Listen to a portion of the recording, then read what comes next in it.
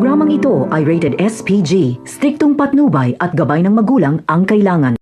Pagkatapos ng raid sa bodega ni Ramon ay isa si David sa paiimbestigahan at hahagilapin ng mga kapulisan. Makikita kasi ng mga pulis ang nalaglag na school ID ni David sa loob ng bodega ni Ramon. Isa itong matibay na ebidensya na sangkot si David sa malawakang bentahan ng droga.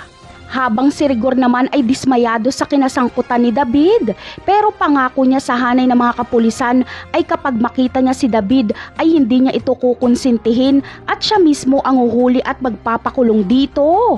Pero sa ngayon ay hindi nila mahagilap si David. Sa kabilang banda naman ay sa mansyon na nga titira si David. Mag-iingat lang sila na hindi makita nila mukhang si David. Doon kasi magpapagaling si David sa kanyang tama ng bala kaya hindi na siya uuwi sa kanila.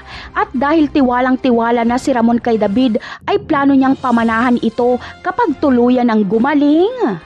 Samantala, tuluyan na ngang hindi masisilayan si David ni Rigor. Sa pagkikita kasi ni Tanggol at Ramon ay nasa mansyon si David kaya hindi na ito makakalabas ng buhay doon.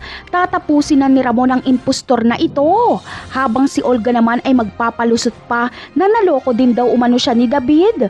Ngunit hindi niya makukumbinsi si Ramon kaya pati siya ay totodasin din. Napakarami pa nating dapat abangan sa mga susunod na episode. Paalam!